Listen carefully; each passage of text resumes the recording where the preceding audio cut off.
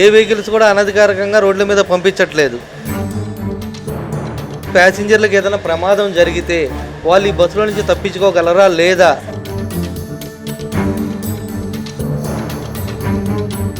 Main వచ్చేసి emergency exit పనిచేస్తుందా లేదా, ఎమర్జెన్సీ ఎగ్జిట్ గుండా కూడా అందరూ ఒకసారి దిగలేరు.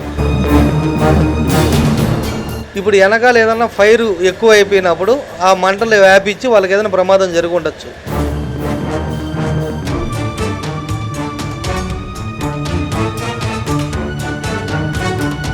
హ్యామర్స్ లేవు అని చెప్తున్నారు. హ్యామర్స్ లేవు అనేది అవాస్తవం అండి. కంగారికి, టెన్షన్కి, పొగ వల్ల రావడం,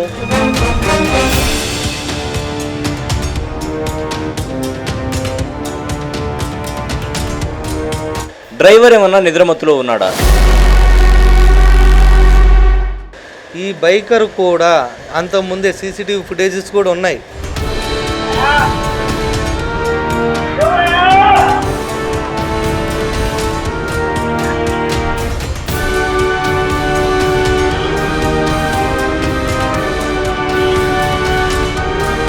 మధ్యమత్తులో ఉన్నాడు.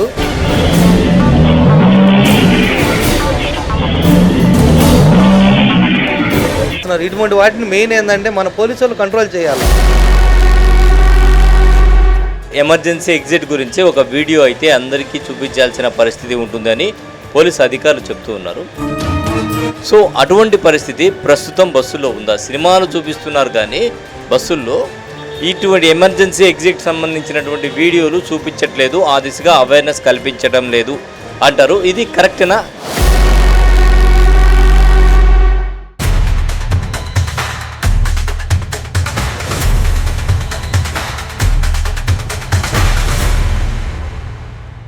Welcome to sauce TV. నేను మీ అభివృద్ధి.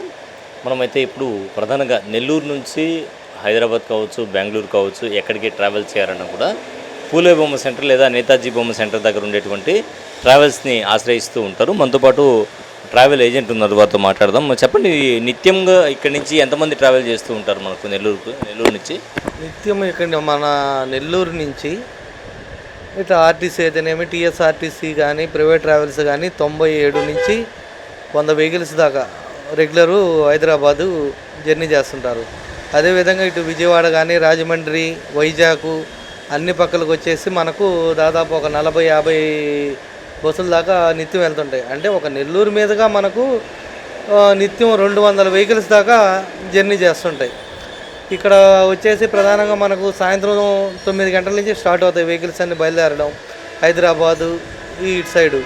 ఇక వైజాగ్, విజయనగరం ఇటు సైడ్ కూడా మనకు దాదాపు ఒక 20-30 వెహికల్స్ 6 o'clock కల్లా స్టార్ట్ చేరి బయలుదేరి వెళ్తాయి. మేము మెయిన్ ఏంటంటే డ్రైవర్స్కి వచ్చిన తర్వాత ప్రతి ఒక్కరిని కూడా చెక్ చేస్తాం.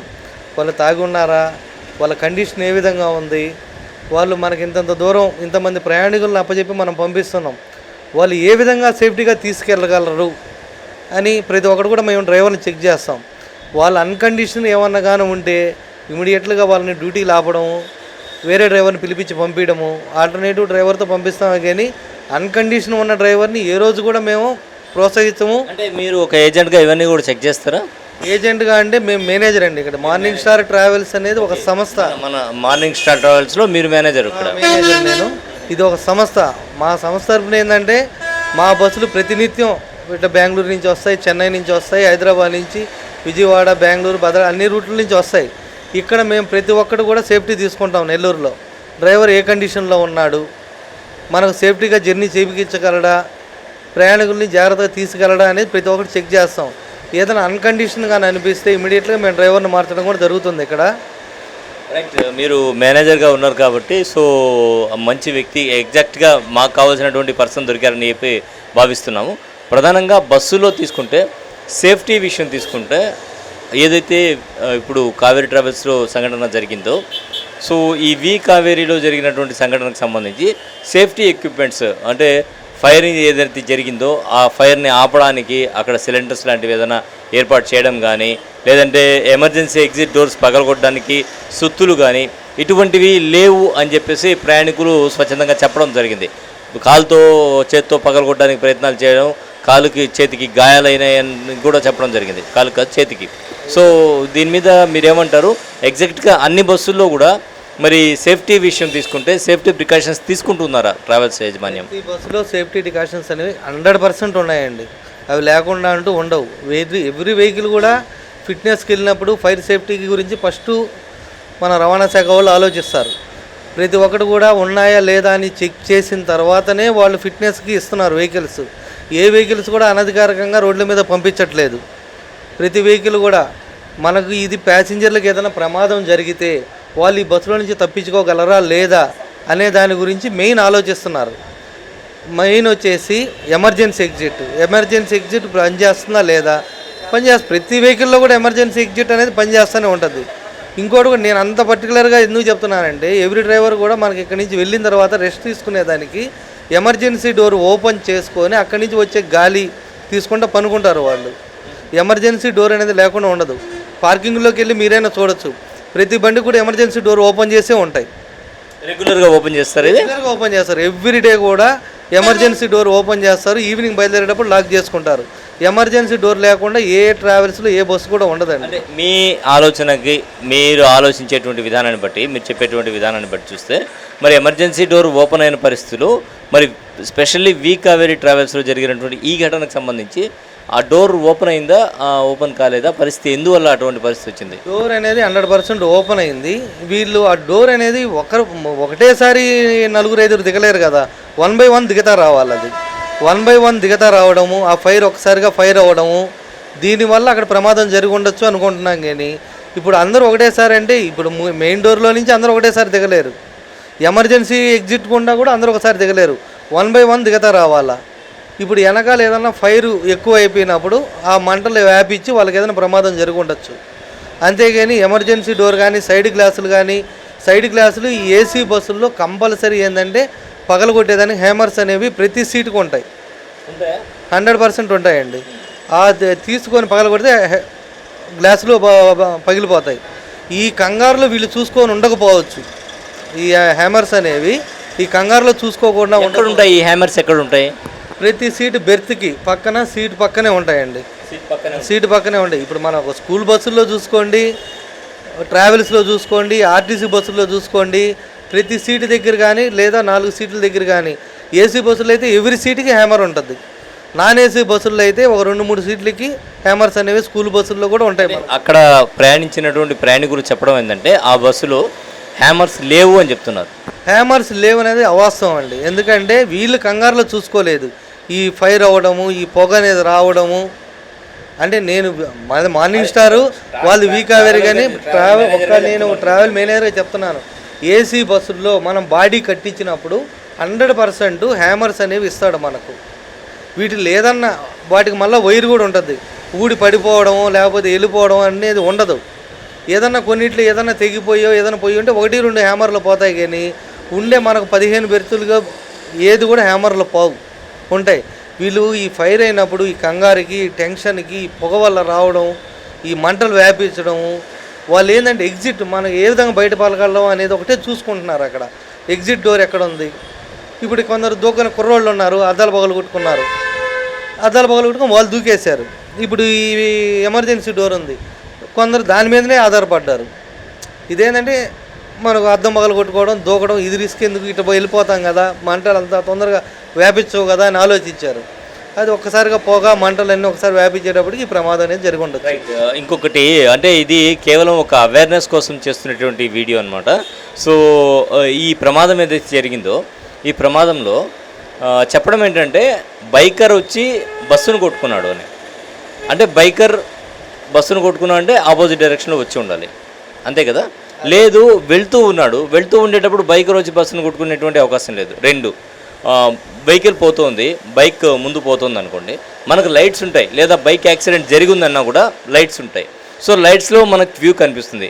డ్రైవర్ ఏమన్నా నిద్రమత్తులో ఉన్నాడా? డ్రైవర్ అప్పుడే సెకండ్ డ్రైవర్ మారాడండి ఆ బండికి.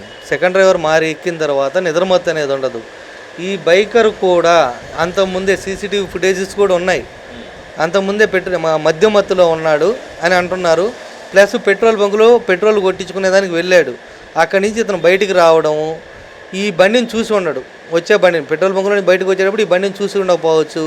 సడన్గా వీళ్ళు ఇప్పుడు కొన్ని ఇన్సిడెంట్ చూడండి, మన హైవేలో పోయేటప్పుడు బైకర్స్ అర్ధరాత్రి 2 గంటలప్పుడు 1 గంటలప్పుడు డాబాల దగ్గర తాగేసేసి ఈ బస్సుల ముందుకు వచ్చి కట్లు కొట్టడము, డ్రైవర్ల మీద దురుసుగా ప్రవర్తించడము, ముందుకు వచ్చి షడం బ్రేకులు కొట్టడము, ఇటువంటివి చాలా చేస్తున్నారు. ఇటువంటి వాటిని మెయిన్ ఏంటంటే మన పోలీసు వాళ్ళు కంట్రోల్ చేయాలి. నైట్ టైము హైవేలో ఏం పని వీళ్ళకి, ఒక ఊరి నుంచి ఒక ఊరికి జర్నీ చేస్తున్న వాళ్ళంటే ప్రోత్సహించవచ్చు. కొందరు ఆకతాయిలు తాగేసి రోడ్ల మీద డాబాల్లో ఇటువంటి దగ్గర తాగేసి రోడ్ల మీదకి వచ్చేసి ఇట్లా బస్సుల ముందుకు వచ్చి కట్టడము. బండి హైవేలో పోతుంటుందండి, 4 లైన్ హైవేలు ఇప్పుడు ఉండేది ఎక్కడ పెట్టినా కూడా 4 లైన్ హైవేలో మినిమం మనకి 80 నుంచి 100 మధ్యలో స్పీడ్ వెళ్తుంటారు. ఇప్పుడు మీ వాళ్ళు చెప్తున్నారు 120, 100, 150 అనే స్పీడ్ అనేది అవాస్తవం. ఇప్పుడు కంపెనీ వాళ్ళు స్కానియా వాళ్ళు కానీ వాల్వో వాళ్ళు కానీ 85 or 95కి స్పీడ్ లాకులు ఉన్నాయి. ప్రతి బస్సుకు ఉన్నాయి, ఎవ్రీ బస్సుకు కూడా 95 లాకు. నా ఏసీ బస్సులకు కానీ నాన్ ఏసీ బస్సులకు కానీ 80-90 మించి పోవట్లేదు. నేను మిమ్మల్ని అదే అడగబోతున్నా, ఎందుకంటే వెళ్ళేటువంటి బస్సులన్నీ కూడా ఈవినింగ్ ఒకే టైంలో 9 to 11 మధ్యలోనే ప్రారంభమవుతాయి. ఒకదాన్ని ఒకటి ఓవర్టేక్ చేసుకుని వెళ్తారు. ఈ ఓవర్టేక్ చేసుకుని వెళ్ళే క్రమంలో కొన్ని బస్సులు ఊగుతూ కూడా ఉంటాయి. అంత స్పీడ్లో ఓవర్టేక్ చేస్తారు అనేది కూడా బయట ప్రచారం ఉంది. దాంట్లో ట్రావెల్ చేసిన చాలామంది చెప్పేటువంటి మాట. ఏకీభవిస్తారా మీరు? దాన్ని ఏకీభవించామండి. ఇప్పుడు వెళ్తుంటాం, మాకు ప్రతి డ్రైవర్ కూడా ఇన్స్ట్రక్షన్స్ ఉంటాయండి. మాకు మినిమం ఇంత ఆయిల్ టార్గెట్స్ ఉంటాయి ప్రతి డ్రైవర్కి కూడా. ఎవరు కూడా దాన్ని మించి ఇప్పుడు ఒక 250 లీటర్లు హైదరాబాద్ పోయి రావాలనుకోండి, 250 లీటర్లు మించి పడితే ఓనర్ మమ్మల్ని తిడతాడేమోనని ప్రతి డ్రైవర్కి భయం ఉంటుంది. దానివల్ల ఓవర్ స్పీడ్ ఎవరు వాళ్ళ ప్రాణాలు రిస్క్లో పెట్టి ఎవరు కూడా జర్నీ చేయరు. ఇప్పుడు బళ్ళు క్రాసింగ్ అంటే సహజం అది. ఇప్పుడు మనం వెళ్తుంటాం హైవేలో కారు వేసుకొని, ముందు బండి వెళ్తుంటుంది, వాడు చిన్నగా పోతున్నప్పుడు క్రాష్ చేసుకొని అనేది వెళ్తాడు. ఇప్పుడు ఆర్టీసీ బస్సే ఉంది, ప్రయాణికులు మెయిన్ భద్రత అంటారు ఆర్టీసీ బస్సు ఏమన్నా క్రాష్ చేయకుండా ఉన్నారా? ఇప్పుడు ఒక బస్సు వెళ్తుంది, ఆర్టీసీ బస్సే వెళ్తుంది, ఆర్టీసీ బస్సు ఒక 40-50లో పోతున్నప్పుడు 60లో ఈ బస్సు వెళ్తున్నప్పుడు కంపల్సరీ క్రాష్ చేస్తాడు. లేదు వాళ్ళు 40-50లోనే పోతున్నారు, నేను కూడా ఒక 40లోనే పోదామని ఎవరు కూడా 4 లైన్ హైవేలో ఇప్పుడు ఆలోచించరు. వాళ్ళు మినిమం మనం పోయే జర్నీ ఎంత దూరం ఉంది. ఇప్పుడు ఇక్కడ నుంచి సపోజ్ ఆర్టీసీ బస్సే తీసుకుందాం, మనకు విజయవాడకి వెళ్ళాలా, నేను మినిమం ఒక 50 స్పీడ్లో వెళ్తే నాకు ఇచ్చిన టైంకి నేను రీచ్ అయిపోతానని దుఃఖంతో అతను పోతుంటాడు 50 స్పీడ్లో. అదే హైదరాబాద్ బస్సు ఉంటుంది, నేను ఒక 60-65 స్పీడ్తో అయితే నేను పోగలను చెప్పేసి ఆర్టీసీ బస్సు కూడా బయలుదేరతాడు. అట్టని చెప్పి నా ఆర్టీసీ బస్సు 50 పోతుంది, నేను 50 పోవాలని చెప్పి ఉన్నాడు. వీళ్ళు ప్రయాణించే దూరాన్ని బట్టి వాళ్ళ ఓనర్ ఇన్స్ట్రక్షన్స్ బట్టి వీళ్ళు ఏంటంటే మనకు ఒక్కొక్కరు 70 పోయేవాళ్ళు ఉంటారు, ఒక్కొక్కరు 80 పోయేవాళ్ళు ఉంటారు. 70-80 స్పీడ్ మించి కూడా ఏ వెహికల్ కూడా నీకు 100లో 110లో 120లో పోతారనేది అవాస్తవం. ఎవరు కూడా ప్రతి డ్రైవర్ కండి వాళ్ళు పెళ్ళాం పిల్లకాయలు ఉన్నారు, వాళ్ళ ప్రాణాలు అరచేతిలో పెట్టుకొని ఎవరు కూడా డ్యూటీలు చేయాలని చెప్పి ఆలోచించరు. ఇదేంటంటే ప్రతి ఒక్కరు మీడియా వాళ్ళు మీరైనా కావచ్చు ఎవరైనా కావచ్చు అతి వేగంగా వెళ్తున్నారు, 100లో 120లో పోతున్నారు అనిపిస్తుంది. మనం ఇప్పుడు వెళ్ళి హైవేలో నిలబడుకుందాం, ఆ బస్సు కానీ ఏదైనా ఆర్టీసీ బస్సు కానీ ప్రైవేట్ ట్రావెల్స్ ఒక 60-70 పోని ఆ గాలి వల్ల మనకి ఎంత స్పీడ్ పోతున్నాడు ఇక్కడ అంటాం మనం. తప్పది. వీళ్ళు పోయేది మినిమం 80 పోతారు, కాదను 80-85 అటు పోతుంటారు. ఈ స్పీడ్కి ఏంటంటే నైట్ టైము ఈ చూసేదానికి ఏదో పెద్ద స్పీడ్ పోయినట్టు అనిపిస్తుంది. ప్రతి ఒక్కరు కూడా ఎవరు కూడా ప్రాణాలతో రిస్క్ పెట్టి డ్రైవర్లు కూడా డ్యూటీలు చేయరు. రైట్, మీ అభిప్రాయం ప్రకారం అసలు ఏం జరిగి ఉండవచ్చు? ఎస్టిమేషన్ అంతే, ఇది వాస్తవంగా ఇదే జరిగిందని కాదు. మీ అభిప్రాయం ప్రకారం జరిగినటువంటి పరిణామాలు కావచ్చు, వస్తున్న కథనాలు కావచ్చు, అన్నీ కూడా మీరు చూస్తున్నారు కాబట్టి ఏమి జరిగి ఉండవచ్చు, ఎందువల్ల ఇంత పెద్ద భారీ ప్రాణ నష్టం జరిగింది, కారణం ఏమై ఉండొచ్చు? ఆ బైకరు ముందుకొచ్చి ఈ డ్రైవర్ ముందు ఏదైనా కట్లు కొట్టడము, షడం బ్రేక్ వేయడము అట్లా ఏదైనా జరిగి ఉండొచ్చు అండి. ఏ డ్రైవరు కూడా ముందెళ్తున్న వ్యక్తిని గుద్దాలని చెప్పేసి ముందెళ్తున్న బస్సును ఇంకో దాన్ని టక్కర్ ఇవ్వాలని చెప్పి ఉన్నాడు. వీళ్ళు మినిమం 80-85 పోతుంటారు డ్రైవర్లు. సడన్గా ముందుకు వచ్చేసి బ్రేకులు వేయడము, ఈ విధంగా నైట్ టైం చాలా చూస్తున్నాం ఇన్సిడెంట్. డ్రైవర్లు చెప్తుంటే వింటున్నాం, ఈ విధంగా చేస్తున్నారు బైక్ వాళ్ళు. ఈ విధంగా ముందుకు వచ్చి షడం బ్రేకులు కొడుతున్నారు, చాలా ఇబ్బందిగా ఉంటుంది అనేసి. కానీ దీనికి హైవే వాళ్ళు పర్టికులర్ తీసుకోవాలా. తాగేసి రోడ్ల మీద తిరుగుతున్నారు హైవేల్లో, అవి మెయిన్ పట్టుకొని ఇటువంటి వాళ్ళని చేసి ఇటువంటి సంఘటనలనే జరగవు అని చెప్పి నేను అనుకుంటున్నాను. ఈ సంఘటన అంటారా, పోతా ముందుకు వచ్చి షడం బ్రేక్ కుట్టుంటాడు అతను, వెనక నుంచి వచ్చి బండి తగిలి ఉంటుంది. బండి తగిలిన తర్వాత ఏకదమ్ముకి ఏ వెహికల్ కూడా మనకు కొడితే షడంగా బండి ఆగదు. ఇప్పుడు ముందుకు లాక్కొని వెళ్ళిపోయింది బండి, ముందుకు లాక్కొని పోయినప్పుడు దాని బండి కింద వెళ్ళిపోయింది బైకు. అప్పుడు ఫైర్ అయ్యి ఉంటుంది అది. ఇప్పుడు సడన్గా అండి, ఇప్పుడు ట్రైన్ కానీ బస్సు కానీ ఏది కూడా మనం కొట్టగానే అక్కడికక్కడ ఆగదు కదా. వీడేదో సందులో నుంచో పెట్రోల్ బంకులో నుంచో సడన్గా రోడ్డు ఎక్కాడు, రోడ్డు ఎక్కేసి బండి ముందుకు వచ్చేసాడు. నేరుగా ముందుకు వచ్చేసి వెనక బండిని చూసి కంగారు పడి బ్రేక్ వేసి ఉండొచ్చు, లేదా అటు ఇటు రైట్కి లెఫ్ట్కి వెళ్ళలేక ఆ బ్రేక్ వేసి ఉండొచ్చు, లేదా డ్రైవర్తో ఏదైనా వాదనలు పెట్టుకొని ముందు ఎక్కడన్నా ముందుకు వచ్చి ఆ బ్రేకులు వేయడం, ఈ విధంగా చేసి కంట్రోల్ తప్పి ఉంటుంది. ఆ బస్సు కూడా ఇతను కూడా ఇద్దరు కంట్రోల్ తప్పి జరుగుతుంది. చివరిగా ఒక ఇంపార్టెంట్ విషయం ఏంటంటే బస్సులో ఎక్కిన తర్వాత ఈ ఎమర్జెన్సీ ఎగ్జిట్ గురించి ఒక వీడియో అయితే అందరికీ చూపించాల్సిన పరిస్థితి ఉంటుందని పోలీసు అధికారులు చెప్తూ ఉన్నారు. సో అటువంటి పరిస్థితి ప్రస్తుతం బస్సులో ఉందా? సినిమాలు చూపిస్తున్నారు కానీ బస్సుల్లో ఇటువంటి ఎమర్జెన్సీ ఎగ్జిట్ సంబంధించినటువంటి వీడియోలు చూపించట్లేదు, ఆ దిశగా అవేర్నెస్ కల్పించడం లేదు అంటారు. ఇది కరెక్టేనా? దీనైతే ఒప్పుకుంటారా? ఎమర్జెన్సీ డోర్ అనేది చూపించడం అంటే ఇప్పుడు లోపలికి ఎక్కగానే ప్రతి ఒక్కరికి ఏంటంటే కొందరికి అవగాహన ఉంటుందండి. ఎమర్జెన్సీ డోర్ ఎక్కడ ఉంటుంది అనేది అవగాహన ఉంటుంది ప్రతి ఒక్కరికి. ఏంటంటే మీరు చెప్పింది కరెక్ట్ రాసి ఉంటారు కానీ ఎగ్జిట్ ఈ విధంగా పోవాలి, ఇట్లా ఏదైనా జరిగినప్పుడు ప్రమాదం జరిగినప్పుడు ఇలా బయటపడాలి అనేటువంటి వీడియోలు మన దగ్గర ఏమైనా ఉందా? అటువంటి వీడియో మన దగ్గర ఉంటే చూపిస్తాను అవేర్నెస్ కోసం. అనేది లేదు. ఒకవేళ యూట్యూబ్లో కొడితే అటువంటి వీడియోలు ఏమైనా రావచ్చు కూడా, దాని గురించి నేను ఎప్పుడైతే సెర్చ్ చేయలేదు. ఇప్పుడు మా మార్నింగ్ స్టార్ బస్సులు ఉన్నాయా వీటి గురించి నేను ప్రత్యేకంగా చెప్పుకోగలను. ఇంకో ట్రావెల్స్ బస్సుల్లోకి నేను ఎక్కలేదు, చూడలేదు.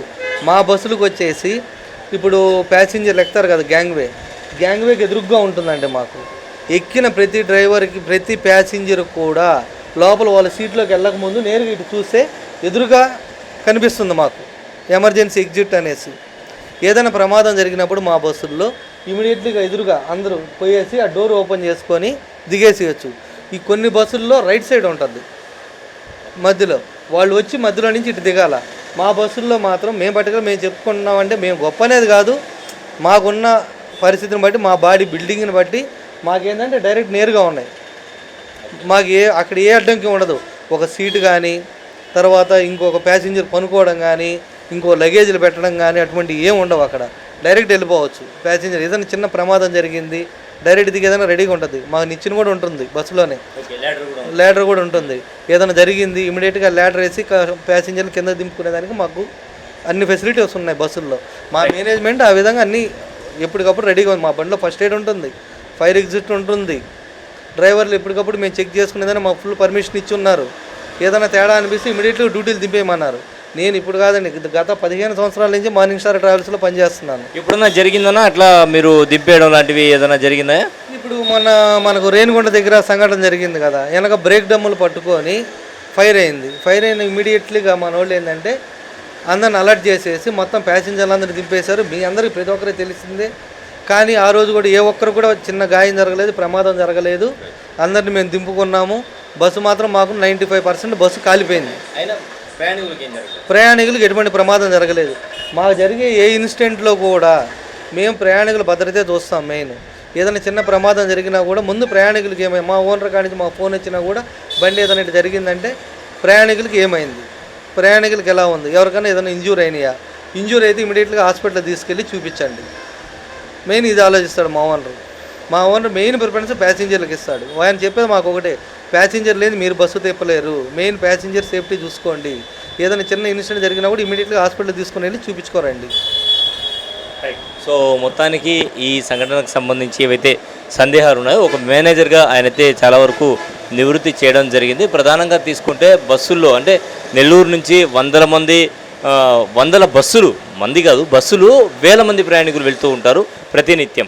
సో ఈ నేపథ్యంలో ప్రయాణికుల భద్రత అనేది మాకు చాలా ఇంపార్టెంట్. అది ఎలా జరిగిందో అనేది మరి పోలీసు విచారణలు తేలేటువంటి అవకాశం ఉంది. బైకర్ వల్ల ప్రమాదం జరిగిందా, లేకపోతే బస్సు డ్రైవర్ నిద్రమత్తులోకి ఉన్నారా, లేకపోతే ఇంకేంటి కారణం అనేది.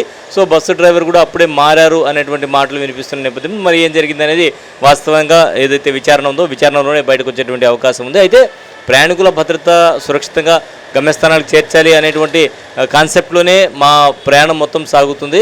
ఎందుకంటే మాకు ప్రయాణికులే దేవుళ్ళు కాబట్టి. అలాగే మార్నింగ్ స్టార్ ట్రావెల్కి సంబంధించి స్పెషల్లీ ఆయనైతే ఎమర్జెన్సీ ఎగ్జిట్ డోర్స్ అవన్నీ కూడా చెప్తూ ఉన్నారు. సో మిగతా వాటి సంగతి మాకు అంత ఇది లేదు, కానీ వాటిలో కూడా భద్రత ఖచ్చితంగా ఉంటుంది. ప్రతి బస్సు కూడా మేకింగ్ చేసేటప్పుడే ఈ సుత్తులు అనేది ఉంటాయి. ఆ తొందరపాటులో వాళ్ళకు కనబడకపోయి ఉండవచ్చు. అదేవిధంగా మంటలు అంటే పెట్రోల్ వల్ల మంటలు తొందరగా వ్యాపించి ఉండేటువంటి అవకాశం ఉంది అని చెప్తూ ఉన్నారు. మొత్తానికి విషయంపై ఉండేటువంటి సందేహాలను నివృత్తి చేసేటువంటి ప్రయత్నం చేశారు. మరోవైపు ఈ సంఘటనకు సంబంధించి ఏం జరిగింది అనేది మాత్రం ఖచ్చితంగా విచారణలోనే బయటకు వచ్చేటువంటి అవకాశం ఉంది. ఎందుకంటే అక్కడ ప్రత్యక్షంగా మనం సంఘటనను చూడలేదు కాబట్టి సో దీనికి సంబంధించి ఎగ్జాక్ట్ ఏం జరిగింది అనేది మాత్రం విచారణలో బయటకు వచ్చేటువంటి అవకాశం ఉంది. కెమెరామెన్ మహేష్తో హుసేన్ సాస్ టీవీ నెల్లూరు.